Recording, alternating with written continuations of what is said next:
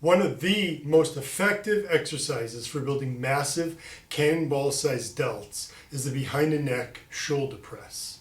Unfortunately, it's also one of the most misunderstood exercises as well. How many times have you heard this from a trainer or other fitness expert? Never do behind the neck exercises such as the behind the neck shoulder press. Never is not a word in my vocabulary.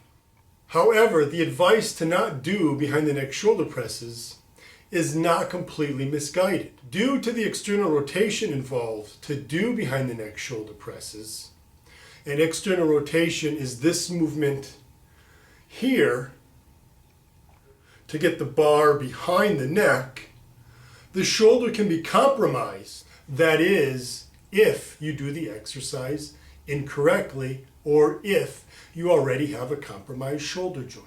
If that's the case, then I agree. You should avoid doing behind the neck shoulder presses. For you, I suggest you stick with dumbbell shoulder presses and barbell shoulder presses to the front.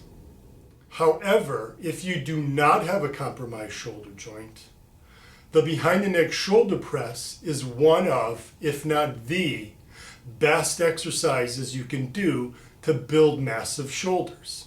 Let's take a look at why. When you do barbell presses to the front, it forces your elbows to move in front of your body. This places the most emphasis on the front deltoid head. When you do behind the neck shoulder presses, it allows your elbows to flare out to the sides. This places the most emphasis on the middle deltoid head. This head gives your shoulders the most mass, width, and roundness, which is why you want to be sure to include this exercise in your deltoid training. A great way to do behind the neck shoulder presses is in a power rack like this. If you train alone, this prevents you from having to unrack and re-rack the barbell, which can be very difficult and dangerous to do when the bar is behind your neck. Even if you train with a partner, I still recommend you try doing behind the neck shoulder presses in a power rack. Let me show you why. To do behind the neck shoulder presses in a power rack, set the barbell on the safety pins of the power rack that are set at a height that is somewhere between the bottom and the top of your ears. Start the exercise from this position with no need to unrack the bar and simply press the bar overhead. Slowly lower the bar until it just touches the pins and reverse the motion to press the bar back up.